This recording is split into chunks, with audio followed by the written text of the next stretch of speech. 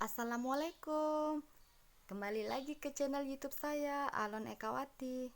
Ya, teman-teman, saya akan membagikan lagi FR, ya lumayan lengkap lah FR-nya. FR SKB keperawatan. Ini FR teman saya. Tapi saya akan membagikannya ini dia secara perinci dan dia banyak banget yang dia ingat. Sampai pilihannya pun dia ingat. Dan slide pertama yaitu FR kesehatan umum. Nah, FR kesehatan umum ini for information, ini untuk dokter, farmasi, perawat D3, S1, gizi nih. Ini sama semua ya kalau kesehatan umumnya ini. Nah, kita bahas ya. Pertama, nawacita di bidang kesehatan itu apa? Wajib hafal ya. Kalau tidak salah, kalau di tahun 2019 itu 2014 sampai 2019 itu dia ada poin kelima, peningkatan kualitas hidup manusia kalau tidak salah ya. Kemudian SDGs nomor 2. Nah, saya nih sama banget soalnya nih SDGs nomor 2 tuh apa poinnya apa? Ingat, no kelaparan. Harus apal ya poin SDGs dari poin yang untuk kesehatan. Ada 4 poin ya. Poin 2, 3, 5, dan 6. Terus aspek fundamental. Nah, aspek fundamental ini itu loh yang 5P yang kalau ndak salah ya, planet, people, seperti itu. Terus apa ya, partnership apa ya, itu 5P itu dihafalin pokoknya. Visi misi Kemenkes, berdaulat mandiri berdasarkan gotong royong. Kalau ada di sana gotong royong, udah pilih itu aja ya. Nah, ini hari cuci tangan 15 Oktober. Kalau saya kemarin dapatnya kan HKN, hari apa dan siapa presiden yang memperingati pertama kali HKN itu. Presiden Soekarno. Dan hari HKN tuh 12 November. Kemudian, nih sama persis kayak saya nih. Dosis penyuntikan DPT, kan kita tahu DPT itu berapa, beda dengan yang lain, 0,05. Sama lokasi. Tapi pilihannya bukan SC atau IM atau IC, tapi di bawah kulit, di bawah otot. Nah, ini harus dihafalin ya. Kalau IM kan di bawah otot. Nah, SC IC itu dihafalin ya. Jangan hafalin DPT-nya SC, campaknya IM. Nah, enggak usah. IM itu apa, SC itu apa, IC itu apa ya. Nah, ini AKDR, alat kontrasepsi dalam rahim. Kalau ditanya ini ya jelas itu IUD ya. Kemudian ke-8 yaitu singkatan BPJS itu apa? Badan Penyelenggara Jaminan Sosial. Nah, kalau saya kemarin dapatnya itu ASKES. Kepanjangan ASKES itu asuransi kesehatan. Kemarin saya hampir salah loh jawab asas kesehatan gara-gara gugup. Tapi kemudian saya cek lagi. Nah, seperti itu ya teman-teman. Kemudian ke-9, Undang-Undang Nomor 24 Tahun 2014. Penetapan tenaga kesehatan ya. Ini juga perlu dihafalin.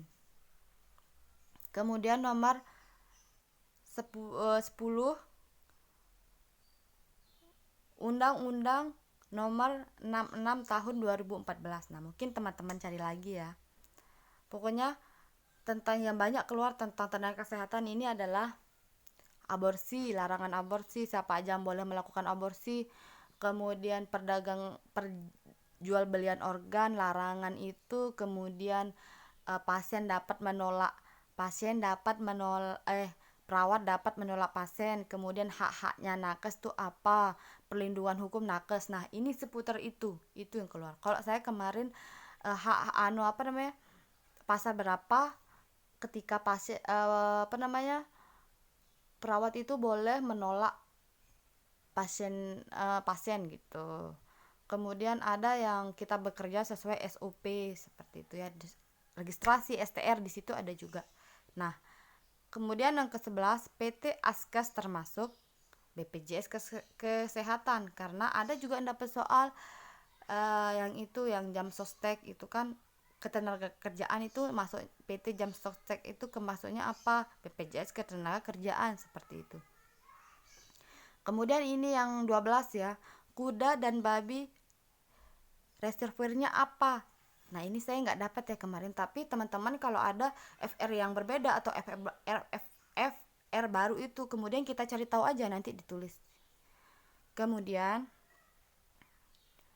tujuan HCTPS, hari cuci tangan. Nah kita tahu kan hari tujuan cuci tangan itu kalau tidak salah dia tuh diperingatin di hari air sedunia, kemudian untuk mencegah penyakit diare itunya ya. Kemudian yang ke-14, langkah cuci tangan yang ke-1 apa?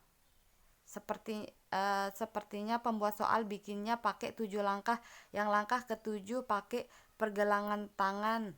Nah, ini ya, ada kan yang WHO atau dinas kesehatan dari kementerian itu ada yang bilang 7, ada yang bilang 6, mungkin itu dipelajarin ya. Nah ini saya tuh sama persis, poin 1 apa langkahnya. Kemudian yang ke-15, prinsip puskesmas. Kemudian yang ke-16, yang termasuk promotif, preventif BPJS. Kemudian ke-17,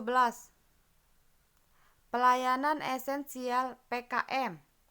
Kemudian ke nomor 18 itu kan itu dibelajarin aja tentang puskesmas apa, kan ada UKP, kemudian UKM gitu, dipelajari aja tentang puskesmas itu. Kemudian metode pemutusan obat pada pasien ketergantungan nafsa.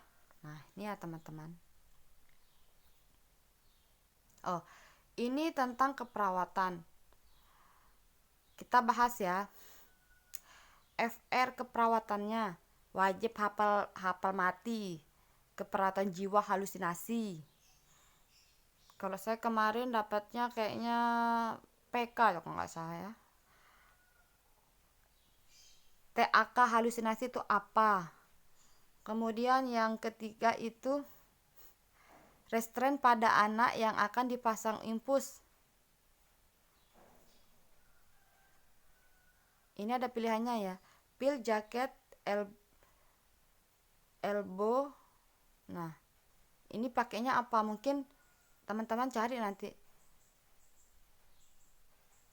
Restrain yang dipakai pada anak pada pasang infus yang itu bulat-bulat putih itu loh, pakainya apa gitu.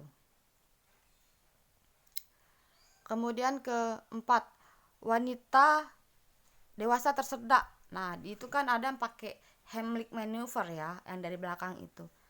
Kemudian ada yang black blow itu yang baby yang dari belakang. Nah ini ada ininya nih, bertanya pada wanita tersebut apa yang terjadi, hubungi kegawat daruratan. Nah mungkin ini ya, kalau kita mungkin penanganan tersedak pada wanita kan Heimlich maneuver, tapi ketika itu misalnya apa yang kita hubungin pertama, yaitu berarti kita meminta tolong ke emergency.